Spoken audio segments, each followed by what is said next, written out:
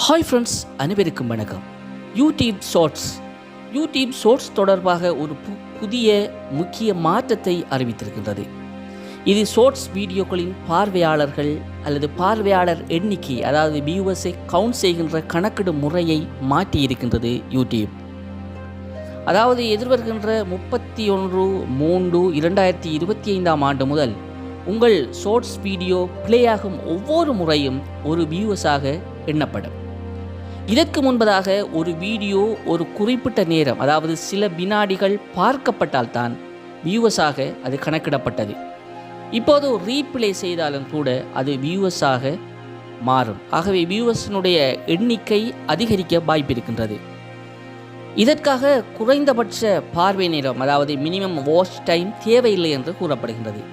எடுத்துக்காட்டாக, நீங்கள் யூடியூப்பில் ஒரு ஷார்ட்ஸ் வீடியோ பதிவேற்றினால் ஒரு பயனாளி, அதாவது பார்ப்பவர் அதை 3 முறை ப்ளே செய்தால், 3 முறை ப்ளே செய்து தொடர்ச்சியாக பார்த்தாலோ அல்லது 3 முறை பார்த்தாலோ முன்பு அது ஒரே ஒரு வியூவர்ஸாகவே கணக்கிடப்பட்டது.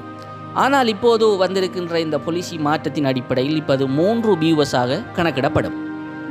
முன்பதாக அது யூடியூப் அனலைட்டிக்ஸ் பெர்ஃபார்மன்ஸ் மெட்ரிக்ஸ் என்று தான் இருந்தது, அதாவது பரிசோதனை தகவல்கள் இருந்தது. இப்பொழுது அது வியூவர்ஸ் கணக்கீட்டில் பெயர் மாற்றம் செய்யப்பட்டு என்கேஜ் வியூவர்ஸ் ஆக மாற்றப்பட்டிருக்கின்றது. இது யூடியூப் அனலைட்டிக் அட்வான்ஸ் மோட்டில் நீங்கள் சென்று உங்களுடைய யூடியூப் ஸ்டூடியோவில் காணக்கூடியதாக இருக்கும். இதன் மூலமாக நிஜமாக உங்கள் ஷார்ட்ஸை முழுமையாக பார்த்தவர்கள் யார் என்பதையும் அவர்கள் தொடர்ச்சியாக பார்க்கிறார்களா என்பதையும் நம்மால் அறியக்கூடியதாக இருக்கும்.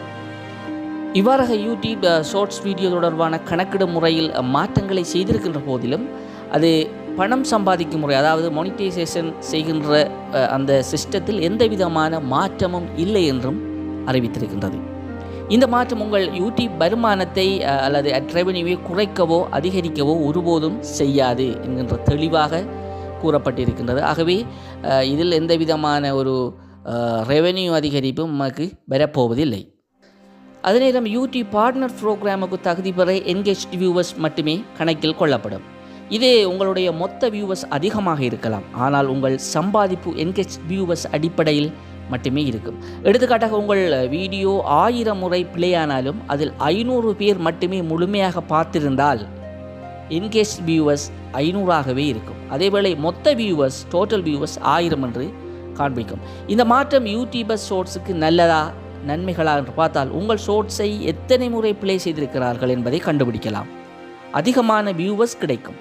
பிராண்ட் டீல்ஸ், ஸ்பான்சர்ஷிப் போன்றவை பெறுவதற்கு இது மிக பெரும் உதவியாக இருக்குமே ஒழிய, நாம் பணம் சம்பாதிப்பதற்கு, பணத்தை எமதுக்கு வருகின்ற வருவாயை அதிகரிப்பதற்கு இது ஒரு வழியாக இருக்காது என்பதில் எந்த விதமான ஐயமும் இல்லை.